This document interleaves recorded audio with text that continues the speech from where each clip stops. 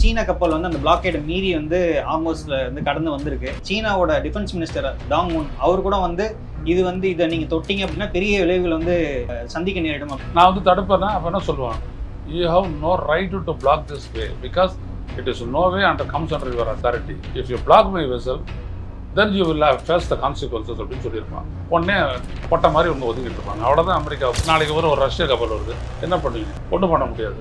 இந்தியாவுடைய கப்பல் வெளில வரப்போகுது, இந்திய கப்பலை தாக்குவார் அவர், முடியாது. அமெரிக்காவுக்கு பேச்சுவார்த்தைக்கு வர்றது தவிர வேறு வழி இல்லை. இப்போ தாங்கிட்ட இருக்கக்கூடிய ஒரு சிறிய அளவிலான ஒரு அணுகுண்டை போட்டு ஈரானை மண்டியிட செய்யலாம் அப்படின்னு நினைச்சாரு. ரஷ்யா ஒத்துக்கல, சீனா ஒத்துக்கல. அப்படிப்பட்ட ஒரு சூழலில் இவங்க ஒரே மட்டும் அத்துமீறி போனாங்க அப்படின்னா வடகொரியாவுடைய மிசைலை வச்சு தாக்கடான்னு அமெரிக்கா என்ன பண்ணுவீங்க? போப்பாண்டார் அவரை வந்து இது மாதிரி வந்து ட்ரம்ப் வந்து விமர்சிக்கல. இல்லை, போப் சொல்றது வந்துட்டு என்னன்னா, போரற்ற ஒரு உலகம் அப்படின்ற அமைதியை தான் அவர் பேசி ஆகணும்.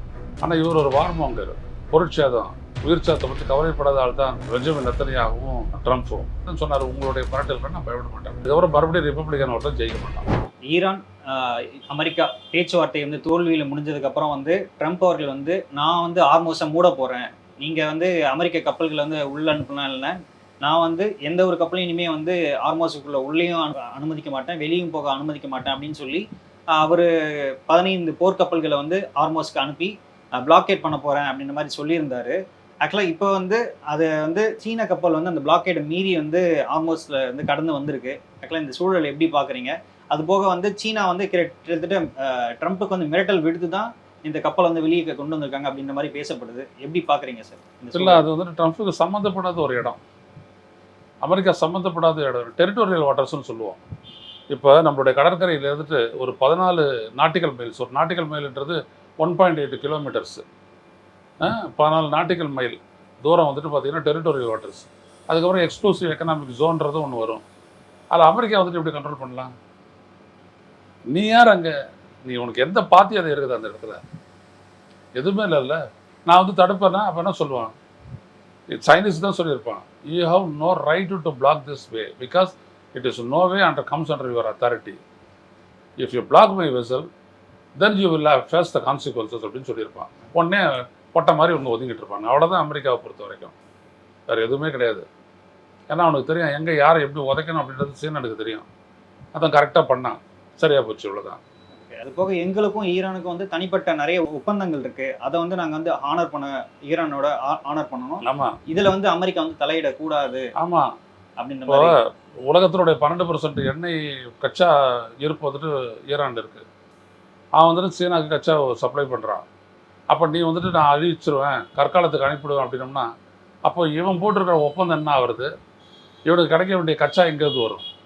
அப்போ என்ன சொல்கிறான், ஏன்னா என் இன்ட்ரெஸ்ட்டை பார்த்துக்கிறணும், நீ அந்த நாட்டை அடிக்கிறத நான் அனுமதிக்க முடியாது. அதனால் நீ வந்துட்டு ஏதாவது திட்டம் போட்டுக்கிட்டு சும்மா அப்படியே இருக்காத, நான் அப்படியே ஓர உட்காந்துட்டு வேடிக்கை பார்த்துட்டு இருப்பேன்னு நினைக்காத அப்படின்னு சீனா பட்டவர்த்தனமாக சொல்லியிருக்கு. அதான் அதனுடைய அர்த்தம். அதே போல் வந்து இப்போ ட்ரம்ப் வந்து தொடர்ந்து மாறி மாறி ஒன்று வந்து இந்த போருக்கான அறிகுறிகள் கொடுக்குறாரு. இந்த மாதிரி போர்க்கப்பல்களை வந்து ஆல்மோஸ்ட்டில் இறக்கிறது, ஃபைட்டர் ஜெட்ஸு, F-35 விமானங்கள் வந்து ஒரு இடத்துல குவிக்கிறது அப்படின்ற மாதிரி. இன்னொரு பக்கம் பேச்சுவார்த்தைக்கும் ஒரு குழு வந்து அனுப்புகிறாரு. இப்போ வந்து 2ஆம் கட்ட பேச்சுவார்த்தை வந்து திருப்பி வந்து ஈரானுக்கும் அமெரிக்காவுக்கும் இடையே நடக்க போகிறதா சொல்கிறாங்க. எப்படி இதை பார்க்குறது சார்? இல்லை, அவ்வளோதான். பேச்சுவார்த்தை விட்டால் அவர் வேறு வழி இல்லை. போர்னால அவர் எந்த விதமான தீர்வையும் காண முடியாது.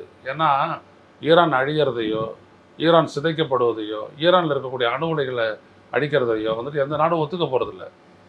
இஸ்ரேலும் அமெரிக்காவும் நினச்சதெல்லாம் செய்யலாம் அப்படின்ற ஒரு இடத்த தான் வந்துட்டு இந்த 38 நாள் போரில் வந்துட்டு ஈரான் உடைச்சிட்டாங்க. நீ எந்த அளவுக்கு அடிக்கிறியோ அந்த அளவுக்கு அடிக்கலைனாலும் கூட என் பலம் கொண்ட மட்டும் நான் திருப்பி அடிப்பேன் அப்படின்னு சொல்லி அடிச்சிட்டாங்க. அடிச்சோட மட்டும் இல்லாமல் 20% எண்ணெய் வர்த்தகம் நடக்கக்கூடிய அந்த ஹார்மூஸ் நீரணையை வந்துட்டு அவங்க மூடிட்டாங்க.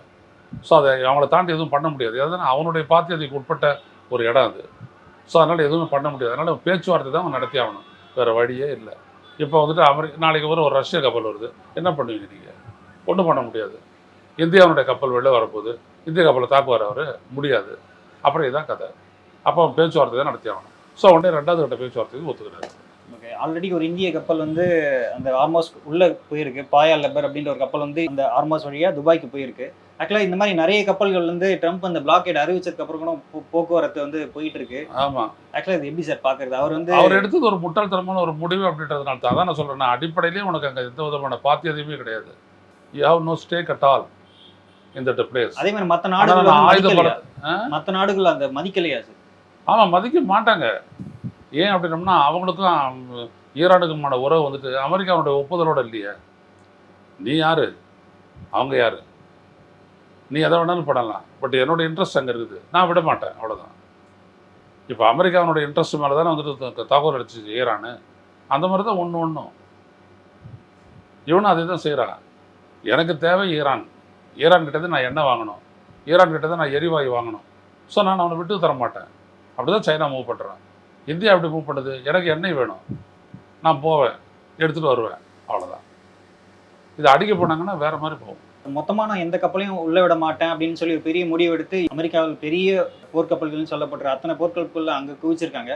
பட் ஆனால் சீனா ஒரு கப்பலையோ ஒரு ரஷ்யா கப்பலையோ அவரால் வந்து தடுக்க முடியாத காரணம் என்ன? ஏன்னா சீனாவோட டிஃபென்ஸ் மினிஸ்டர் டாங் முன் அவர் கூட வந்து இதை நீங்கள் தொட்டிங்க அப்படின்னா பெரிய விளைவுகள் வந்து சந்திக்க நேரிடும் அப்படின்ற மாதிரிலாம் மிரட்டல் விட்டுருக்காரு. அந்த இடத்துல வந்து ட்ரம்ப் அடிபணிஞ்சு போயிட்டாரா? அதாவது நான் அதான் சொல்ல வரேன், ஒருமையற்ற ஒரு இடத்துல வந்து தன்னுடைய பலப்பிரயோகத்தை பண்ணுறாரு. அவர் என்னுடைய படைபலத்தை காட்டுறாரு. நான் என்னுடைய வழி அது, நான் பாட்டுக்கு போயிட்டுருப்பேன், அந்த நாட்டினுடைய ஒப்புதலோடு நான் செய்கிறேன், என்னோட எண்ணெய் எடுத்துகிட்டு போகிறேன், என் கட்டையில் போகுது, இதன் மேலே நீ ஏதாவது தாக்குதல் நடத்துறேன் அப்படின்னா நான் உன் மேலே தாக்குதல் நடத்துவேன், அவ்வளோதான். அப்போ அது போர் பெருசாகிடுது இல்லை, போர் பெருசாக தான் இல்லையா? அப்புறம் இதே ஈரான் வந்துட்டு சீனானுடைய பேஸ் ஆகி இவன் வந்துட்டு இஸ்ரேலையும் தாக்குவான், அமெரிக்காவையும் தாக்குவான், அமெரிக்காவுடைய ஷிப்ஸையும் தாக்குவான். அப்போ என்ன ஆகும் போர்? அப்போ இவங்களோட கட்ட மீறி போயிடுது இல்லை, பெரிய அளவுக்கு அடிப்படணும் இல்லை, பெரிய அளவுக்கு பொருளாதார இழப்பு ஏற்படும் இல்லை. அதனால தான் பெருசாக விட்டுட்டு போட்டா அந்த ஷிப் அப்படின்னு விட்டு வேடிக்கை பார்க்குறாங்க. ஈரானுக்கும் அமெரிக்காவுக்கும் இடையில நடக்கிற பேச்சுவார்த்தை வந்து மையமாக இருக்கிறது வந்து அந்த நியூக்ளியர் வெப்பன் வந்து ஈரான் கிட்ட இருக்கக்கூடாது அப்படின்ற மாதிரி அந்த விஷயம் தான். அது போக வந்து அமெரிக்கா கேட்கறது வந்து நீங்கள் வந்து அந்த நியூக்ளியர் என்ரிச்மெண்ட் வந்து பண்ணக்கூடாது, நீங்கள் 20 வருஷத்துக்கு பண்ணக்கூடாது அப்படின்ற மாதிரி ஈரான் கிட்ட வற்புறுத்தியதாகவும், ஈரான் வந்து இப்போ நீங்கள் இந்த சூழலை கருத்தில் கொண்டு 5 வருடங்களுக்கு வேணால் நாங்கள் ஒத்திப்போம், 20 வருடங்களுக்கு வந்து நீங்கள் கேட்கறது வந்து நடைமுறைக்கு சாத்தியமே இல்லை, நாங்கள் பண்ணவே மாட்டோம் அப்படின்ற மாதிரி வந்து அவங்க தரப்புலேருந்து பேசப்பட்டதாக சொல்லப்படுது. இல்லை, அது சொல்லப்படுது பல்வேறு விதமாக. ஈரானை பொறுத்த வரைக்கும் இது என்னுடைய உரிமையின் பார்ப்பட்ட விடயம். நான் நியூக்ளியர் நான் அணு ஆராய்ச்சி பண்ணுவேன், அணு செறிவூட்டலை பண்ணுவேன், எல்லாம் என்னுடைய இது. நீ கேட்குறதெல்லாம் நான் ஒத்துக்க முடியாது, இதுதான் உன்னுடைய கண்டிஷன்னா அதை ஏற்றுக்க முடியாதுன்னு. அதனால தான் அந்த பேச்சுவார்த்தை உடனே முடிஞ்சு போச்சு. புரியுதுங்களா? ஒருபோது விட்டு தர மாட்டாங்க. ஈரான் வந்துட்டு ஒரு கடினமான நிலையை எடுத்துட்டான். என்னுடைய உரிமை எதுவோ அதை நான் விட்டு தர மாட்டேன், உனக்காக நான் விட்டு தர முடியாது. நீ அச்சுறுத்தல் அப்படின்னோம்னா அதெல்லாம் நான் ஏற்றுக்க முடியாது. நான் எனக்கான பாதுகாப்பை உறுதி செய்வேன். எனக்கான அந்த சிவில் நியூக்ளியர் ஃபெசிலிட்டி தான் அது நான் வச்சுட்டு இருக்கிறதெல்லாம். அதாவது என்ன அப்படின்னோம்னா மக்களுக்கான எரிசக்தி தேவையை நிறைவேற்றுவதற்கான அணுசக்தி திட்டம் தான் என்னுடைய திட்டம் அப்படின்றான். ஸோ இதில் நான் பின்வாங்க மாட்டேன் அப்படின்னு அவன் சொல்கிறான். இதில் அமெரிக்கா எந்த இடத்துலையும் முன்னேற முடியாது. ஏன்னா அதை மற்ற நாடுகள் சும்மா இருக்க மாட்டாங்க, வேடிக்கை பார்த்துட்டு இருக்க மாட்டான். ஈரான் அடியறதை வந்துட்டு வேடிக்கை பார்த்துட்டு இருக்க மாட்டான். அதனால் இந்த இடத்துல வந்துட்டு பார்த்திங்கன்னா அமெரிக்காவுக்கு பேச்சுவார்த்தைக்கு வர்றது தவிர வேறு வழி இல்லை. பேச்சுவார்த்தைக்கு வந்துட்டு ஒரு சுமூகமான உடன்படிக்கை ஏற்றத்தை தான் பார்க்கணும், இல்லாட்டி முடியாது. நிறைய மக்கள் வந்து ட்ரம்ப்புக்கு எதிராக போராட்டங்கள் அதெல்லாம் வந்து கையில் எடுத்திருக்காங்க. அது போக வந்து ட்ரம்ப்போட அட்மினிஸ்ட்ரேஷனில் இருக்க நிறைய அதிகாரிகளே வந்து ரிசைன் பண்ணிட்டு இருக்கிறதா வந்து இப்போ நிறைய அந்த செய்திகள்லாம் வருது.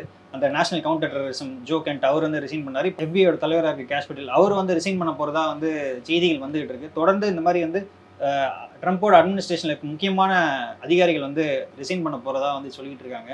எப்படி இதை பார்க்கறது? அதாவது இஸ்ரேலுடைய விரிவாக்க திட்டத்திற்கு ஆதரவாக தான் அமெரிக்கா அந்த போரில் குதிச்சுது.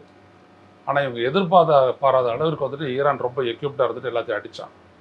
அதை விட பெருசு என்னன்னா வளைகுடா நாடுகளில் இருக்கக்கூடிய அமெரிக்காவுடைய பேஸஸ் எல்லாம் குறி வச்சு அடித்து க்ளீன் பண்ணிட்டான், முடிஞ்சு போச்சு. இதுக்கு மேலே மறுபடியும் அமெரிக்காவுடைய பேஸ் வந்துட்டு அது சவுதி அரேபியாலேயோ இல்லை ஜோர்டன்லேயோ இல்லை குவைத்திலேயோ இல்லை ஐக்கிய அரபு அமீரகத்திலேயோ வர்றதுன்றது இம்பாசிபிள். வந்துச்சுன்னா வந்துட்டு தாக்குவேன் அப்படின்றான்.